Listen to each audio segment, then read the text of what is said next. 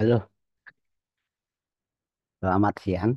Siang menjelang sore, tapi masih panasnya sangat ekstrim kawan-kawan. Dan maaf sebelumnya Pak D, ini suaranya agak serak-serak basah, efek batuk. Semoga bisa menyampaikan apa itu lanjutan live cutting kita. Dan ini memasuki bulan kedua kawan-kawan, tepatnya 4/10. Jadi untuk Agustus sudah lewat. Nanti kita lihat dulu, kita spill dulu apa capaian kita, jurnalnya gimana, windetnya gimana, kita spill sebentar. Dan untuk evaluasi lebih dalamnya, nanti kalau ada kesempatan kita akan bedah jurnal itu, cara memasukkan jurnal, evaluasinya gimana, terus melihat before afternya, terus mau manajemen trade-nya gimana, dan menentukan probabilitasnya gimana, pola-pola yang kita ambil kayak apa nanti lebih di ruang edukasinya Pak D saja. Oke ya. Oke lanjut. Eh, untuk pertama, eh, ini tidak akan saya ulangi. Di setiap part selalu saya sampaikan SOP masih sama. Oke ya. SOP masih sama dan kita tekankan di sini hanya ambil 1/2. Di dua layer 1/1 dan 1/2, kecuali kalau ada setup yang ada daya dukung sentimen dan fundamentalnya, dan goal itu rata-rata 1/1, 1/2, dan 1/3 itu kita ambil semua. Oke. Eh, sebelum ke edisi live chatting Senin ini tanggal 15, tidak ada salahnya kawan-kawan ya. Kita spill dulu capaian jurnal kita, dan di sini memang ini memang progres ya, progres membangun ya, membangun trading plan yang sehat menurut Pak D, dan ini sudah kita aplikasikan di dalam chat dan jurnal. Jadi kawan-kawan ya, ini nanti kita bedah di dalam saja, kita sekilas ke kesimpulannya saja. Dan di sini jelas terpampang dengan jurnal dan ada before afternya, bahkan plus evaluasinya eh, dalam 1 bulan ini, tanggal 12 Agustus sampai tanggal 12 September ya, genap 1 bulan Jumat kemarin itu, kita mempunyai jumlah pending order itu 54 kawan-kawan ya. Di 54 setup, dia ada 54 setup, dan di dalam setup kita jelas pakai pending order atau limit, baik buy limit atau sell limit. Seiring berjalannya waktu, dari 54 setup itu yang ke-trigger 40 kawan-kawan ya. Yang ke-trigger artinya ini baik SL atau TP itu ke-trigger. Sedangkan setup yang cancel, cancel itu jelas sudah keluar dari SOP yang saya paparkan di apa itu slide depan tadi, itu 14. Jadi saya ulangi, maaf, maaf batuk itu, jangan sangat cinta banget karo Pak D. Nek batuk mesti suwi. Oke ya, saya ulangi lagi, dalam 1 bulan terakhir, tanggal 12 Agustus sampai 12 September, kita mempunyai 54 setup pending order atau limit. Yang ke-trigger itu 40, dan yang cancel 14. Jadi di sini otomatis kita mempunyai 40 entry dong. Oke ya. Berarti dari segi persentase kawan-kawan. Berarti setup kita itu rata-rata 74% itu ke-trigger. Nah, jadi 74% itu ke-trigger baik SL atau OTP, sedangkan 26%-nya itu cancel. Dan ini masih masih relevan kawan-kawan, masih bagus. Bahkan target saya itu hanya 50% ke-trigger. Jadi misalkan ada setup 50, ya 25, misalkan 100 itu juga hanya 50. Dan ingat kawan-kawan, ini kita pakai metode sangat konservatif. Jadi sekarang coba kita runtut. Dengan SOP yang ketat, metode sangat konservatif, dan hanya ambil sesuatu sesuai dengan SOP. Ini loh, kita sudah entry dalam 1 bulan itu 40. Ini bayangkan, kalau kita itu masuk ke agresif. Saya yakin dalam 1 bulan itu lebih dari 100 kalau agresif. Oke, karena ini memang dalam rangka kita membangun trading plan yang sehat. Nanti kalau ini sudah kelar menurut Pak D ya, sudah kelar. Sebenarnya eh, kita itu hanya akan menuju ke minimal 100 transaksi. Jadi nanti kalau sudah kelar kita akan aplikasi metode yang agresif itu gimana dan win rate-nya berapa. Oke, dari 40 ini dan yang masih running itu Euro USD kawan-kawan. Tadi saya lihat tuh kemarin sudah TP1, nanti baik Excel atau TP-nya yang jelas ini tidak begitu mempengaruhi tabelnya Excel. Jadi hanya satu, yang TP1 sudah kelar semua 40 transaksi dengan dengan total R itu 20 R kawan-kawan ya, 20 R. Jadi misalkan kita satu R-nya 1% ya 12% kan itu ya. Satu R-nya setengah persen, berarti di sini jelas pakai setengah persen, berarti kan 6%. Jadi 12 dikali 0,5 atau dibagi 2 itu 6%. Oke. Dan untuk yang TP2-nya, ini jelas kalau TP2-nya itu masih menunggu satu entry dan saya tadi sudah sampaikan tidak akan berpengaruh besar. Jadi nilai win rate-nya kayaknya juga nggak akan naik naik turun begitu signifikan ya kawan-kawan, hanya dengan satu posisi yang masih running. Dan runningnya itu sudah free race. Jadi misalkan ini SL pun juga kita BIP gitu loh. Karena sudah TP1. Oke. Eh, untuk pengambilan 2R itu 2R itu 9 kawan-kawan. TP2 itu 9, 9 R dan TP3 itu 30 R. Nanti kita lihat scroll ke atas dan total itu 51 R. Dan di sini jelas terpampang dijelaskan ini win rate-nya kawan-kawan. Berarti saya jelaskan ya, maaf bagi yang belum paham ya, rata-rata di sini sudah paham semua. Berarti di sini saya jelaskan win rate 65%. Berarti kalau kita itu hanya ambil 1 banding 1 ya, itu probabilitas profit itu 65%. Anggap saja 60%. Berarti dari 10 transaksi kita itu profit 6 kali, SL 4 kali gitu kira-kira. Dan bila kita ambil eh, TP2 itu 40% kawan-kawan. Berarti di sini itu 40%, berarti dari 10 transaksi itu kita hanya profit 4, tapi RR-nya 2, TP2 dan SL-nya 6, dan untuk yang TP3 semakin kecil, ini memang standarnya seperti ini kawan-kawan ya, 25%. 25% berarti dari 10 transaksi itu kita bisa SL 7 atau 8 atau 7 lah, 7 kali, TP-nya itu 3 kali. Dan di situ jelas nanti kita mau pakai yang mana di saat kita evaluasi. Yang jelas untuk nilai nilai apa itu rata-rata sebuah win rate itu di mana-mana yang saya tahu ya, kalau 1 banding 2 itu masih di ambang 48, 40% ini bagus. Bahkan saya sendiri itu dulu pernah menjuna itu hanya 38% kawan-kawan. Oke, lanjut. Jadi di sini nanti ini contohnya ya, contoh rincian profit ya, rincian profit sesuai R-nya. Bila kita itu ambil hanya 1 banding 1, nah ini 12 R, dan bila kita ambil 1 banding 1 dan 1 banding 2, seperti yang Pak diterapkan di sini, ini capaiannya 21 R. Terus kalau kita ambil hanya 1 banding 1 dan 1 banding 3, berarti hanya TP1 dan TP3 dua layer, itu 42 R. Sedangkan kalau kita ambil semua TP1 diambil, TP2 diambil, dan demikian juga TP3 diambil, itu 51 R. Oke, ini kira-kira kawan-kawan ya.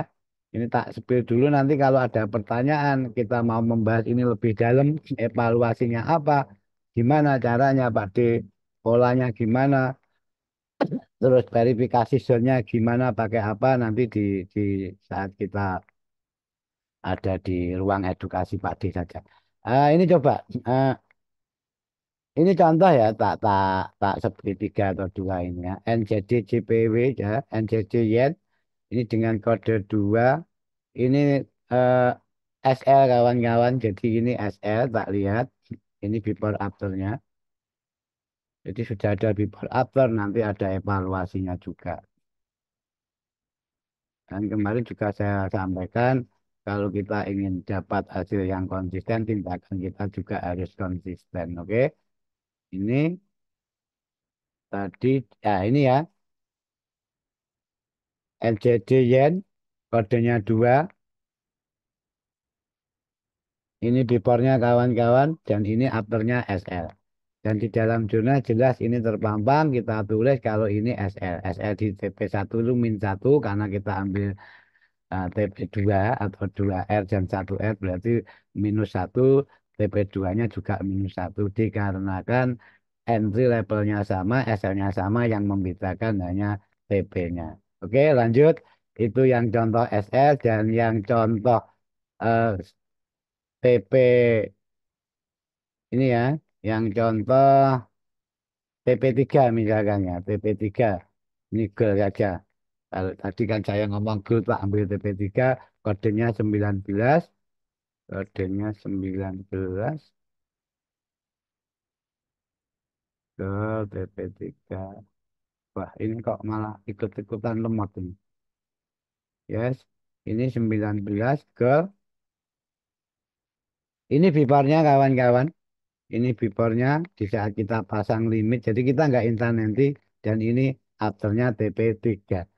Oke, ini dan di sini juga terjurnal dengan jelas kalau di situ kita masukkan ke pada Senin 18 Agustus itu mencapai TP3. Dan ada yang unik misalkan gini ya, yang unik itu yang ini ya. Dan ini kenapa TP1 selalu kita ambil itu untuk mengantisipasi supaya saat kita SL setelah TP1 itu kita BIP kawan-kawan ya. Setelah TP1 itu tercapai, tapi TP2-nya itu enggak, itu kita masih BIP. Kita enggak loss dan enggak profit tanpa menggeser SE. Misalkan UJ ya. UJ dengan kode 42 ini pernah TP1, setelah itu SL. Ini ya, kodenya 42, sip, 42, 42, 42.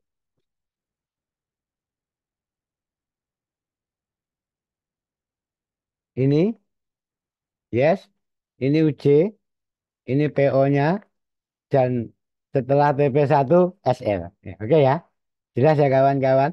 Setelah TP1 market tidak ke TP2 malah mencintai SL kita. Oke, itu kira-kira nanti untuk lebih jelasnya untuk win rate, cara memasukkan jurnal dan cara memverifikasi jurnal dengan price actionnya itu gimana Pak D. Nanti kita akan bahas di Zoom edukasinya Pak D, Zoom sharing edukasinya Pak D. Oke, lanjut. Tidak panjang lebar untuk minggu ini ya. Untuk minggu ini Pak D pesan saja hati-hati kawan-kawan. Minggu ini minggu neraka. Seperti cuaca ini loh, sangat panas sekali. Kita izin dulu minum.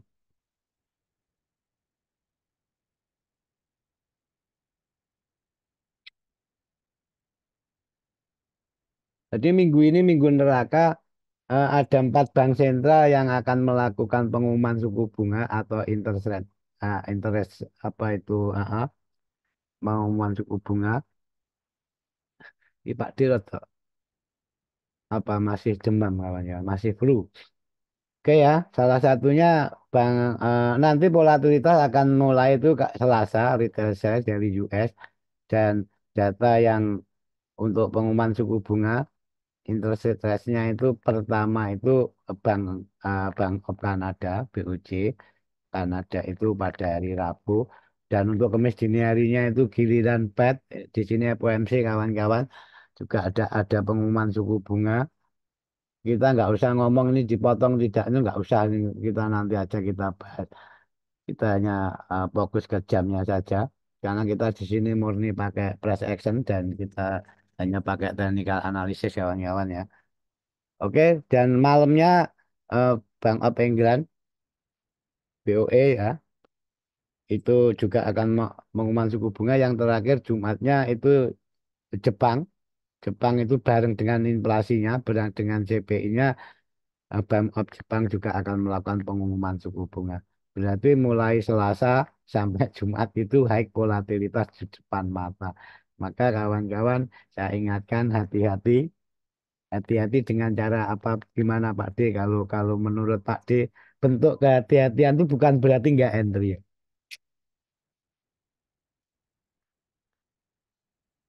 Karena emang kalau ada setup itu nggak di entry. Jadi bentuk kehati-hatian itu nggak entry. Kalau menurut saya bentuk kehati-hatian itu kita ambil plan yang jauh dari harga sekarang. Jangan-jangan yang dekat.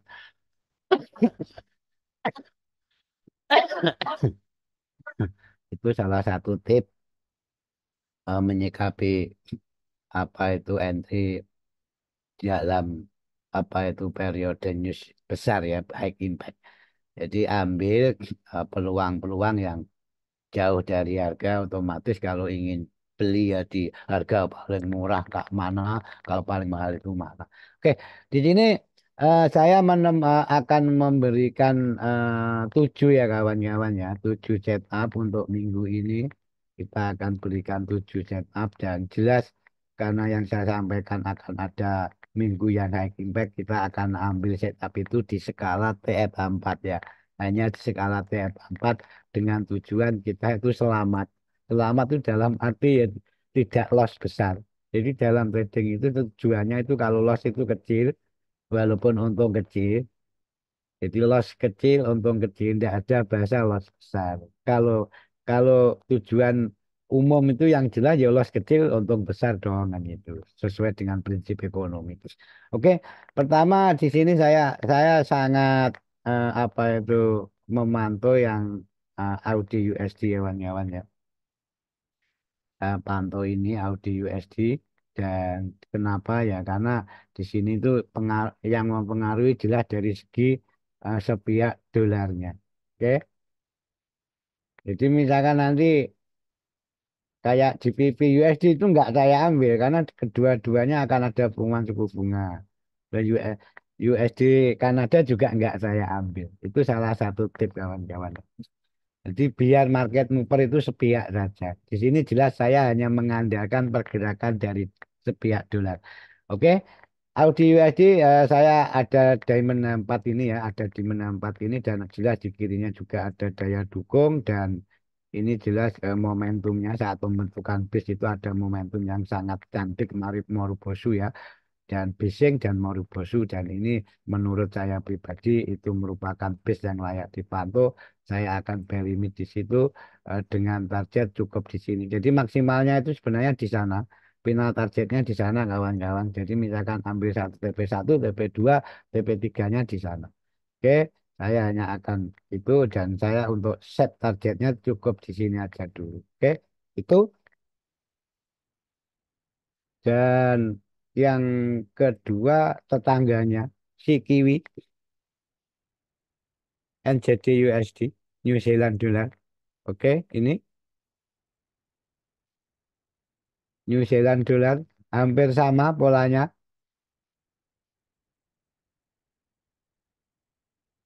Bentar, biar view-nya enak ya kawan-kawan ya. Hampir sama, polanya hampir sama.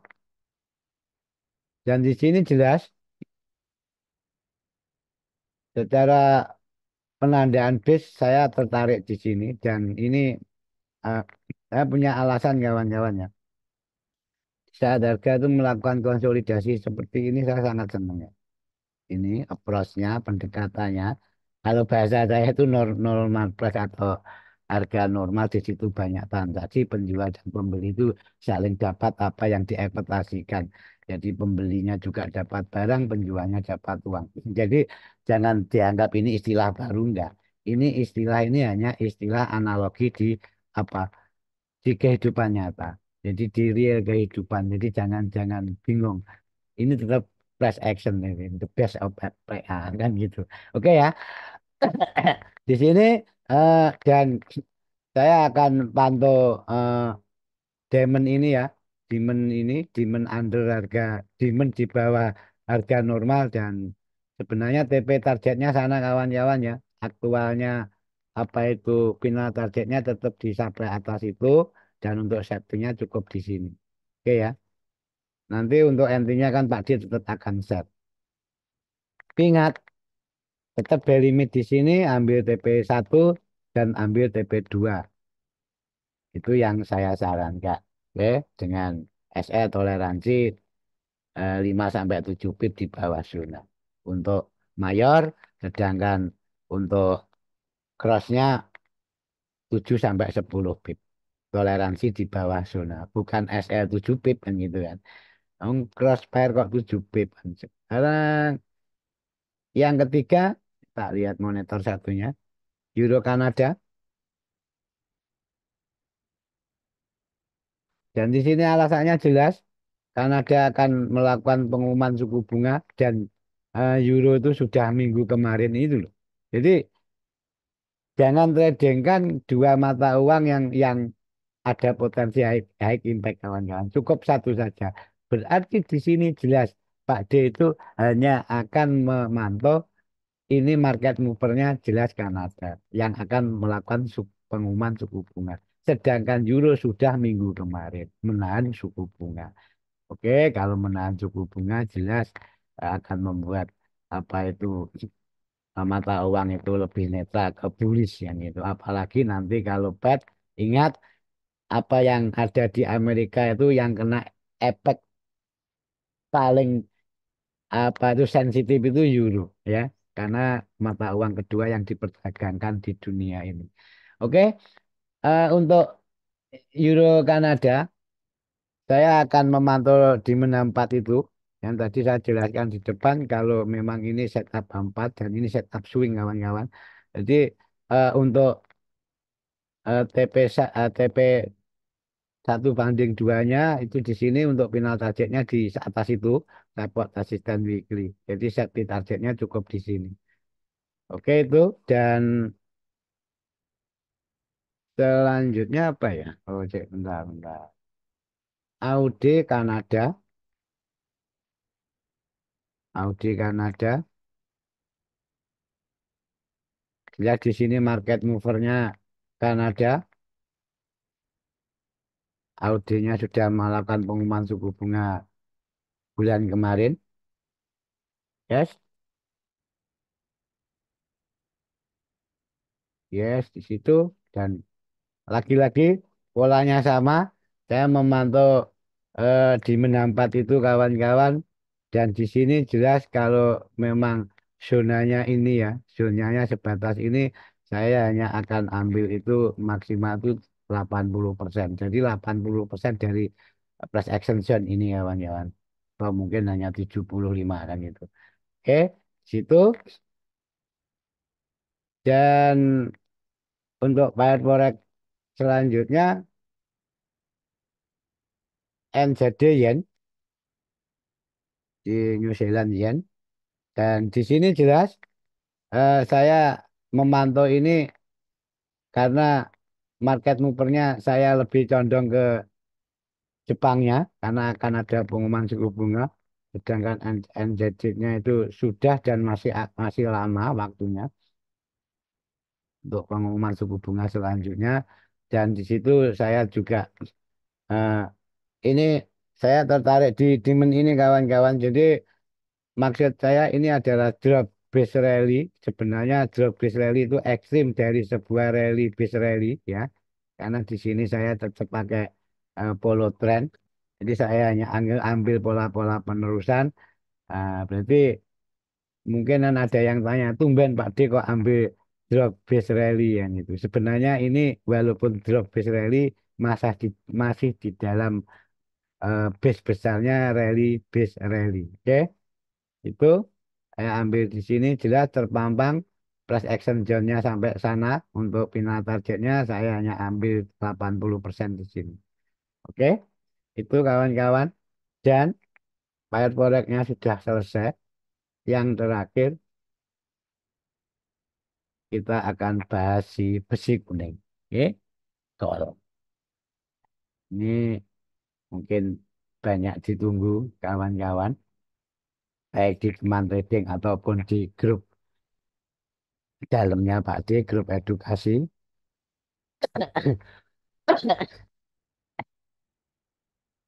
Kita main di H1 kalau oke. Saya lebih ke H1 dulu dikarenakan apa ya dikarenakan memang zonanya agak lebar kawan-kawan ya. Ini Eh, Sebelumnya saya jelaskan, di sini yang paling bawah itu di mena 4 kawan-kawan dan atasnya itu di mena 1. Saya hanya akan melakukan bet di dua dimen ini ya. Di dua dimen ini saya akan melakukan bet. Apapun yang terjadi saya akan bet limit di sini dan bet limit di bawah. Dan nanti perkara kita akan mempersisikan zona sesuai style masing-masing kan sudah diajarkan. Misalkan di sini oh saya hanya akan ambil ininya Pak D.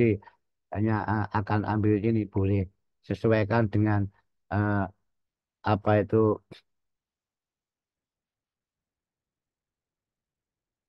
dengan style masing-masing kekuatan balance. Tapi kalau bagi yang sudah menjurnal seperti saya, berapapun zona selebar pun hanya saya akan resikokan 1% atau 0,5%. Jadi hanya setengah maksimal 1%.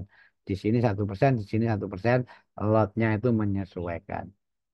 Itu yang saya aplikasi di jurnal tadi kawan-kawan. Oke, berarti adalah nanti karena ada FOMC dan ada retail sale dan lain sebagainya. Ingat, eh, saya tidak akan melakukan transaksi di sini kawan-kawannya. Bukan tidak boleh gitu loh.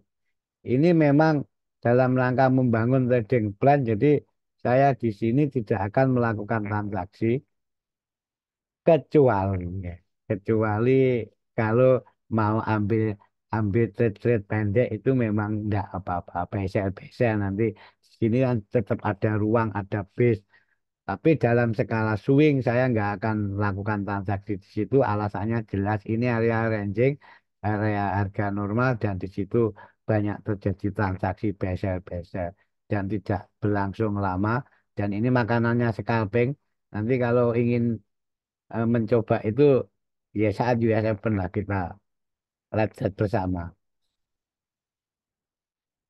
banyak teman-teman kalau di teman trading itu dan di Gesel. Oke, ini kawan-kawan ya kira-kira seperti itu yang saya jelaskan berarti saya itu hanya akan menunggu ya saya hanya akan menunggu di sini untuk back dengan target nggak usah muluk-muluk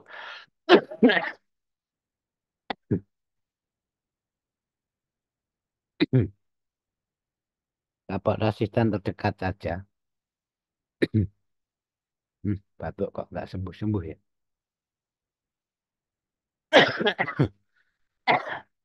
Dan untuk yang zona atas di mana satu saya juga akan ambil dengan target maksimal di supply itu supply M15 itu dan untuk safety-nya cukup di sini cukup di situ ya oke sekarang kita bedah di TF kecil kita ke M15 sip ini sebenarnya ada zona kawan-kawan ada zona tapi ingat karena saya tetap follow trend dan ini memang sangat tidak rekomendasi ini hanya sebagai sarana sharing saja. Oke, hanya untuk sarana sharing.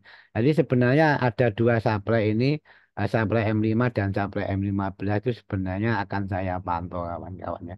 Akan saya pantau tapi dengan catatan harga sudah membuat lower low sesuai trading plan kita.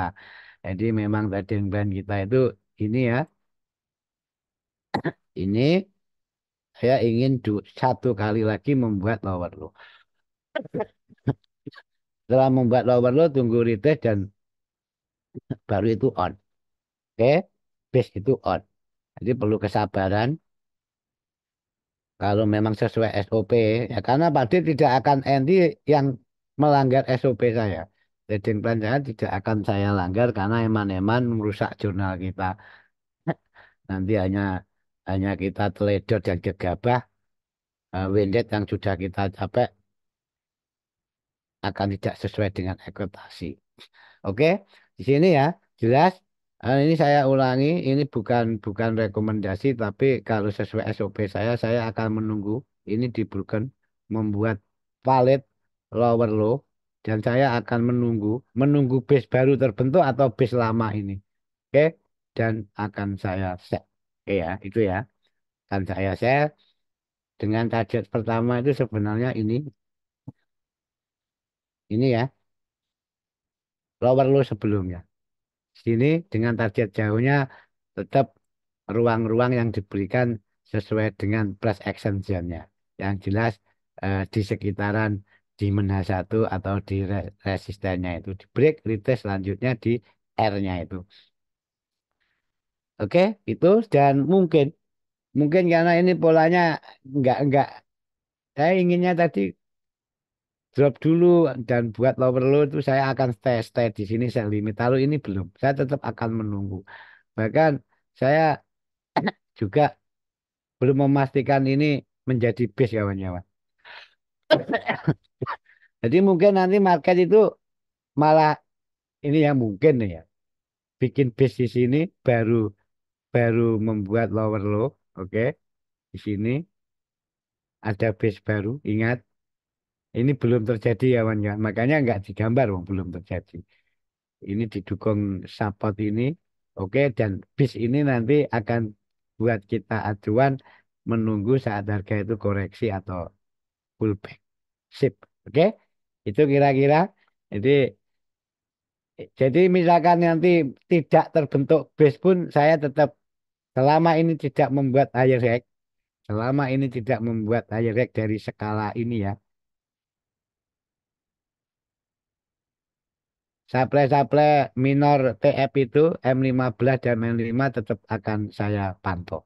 Oke, itu kira-kira semoga bermanfaat dan ini kalau kalau nanti nggak pada repot supaya segera diupload sama adminnya. Oke, jumpa lagi Kamis dan nanti jumpa lagi saat kita akan membedah jurnal yang sudah kita laksanakan dalam 1 bulan terakhir ini. Oke, salam untuk keluarga. Wassalamualaikum warahmatullahi wabarakatuh.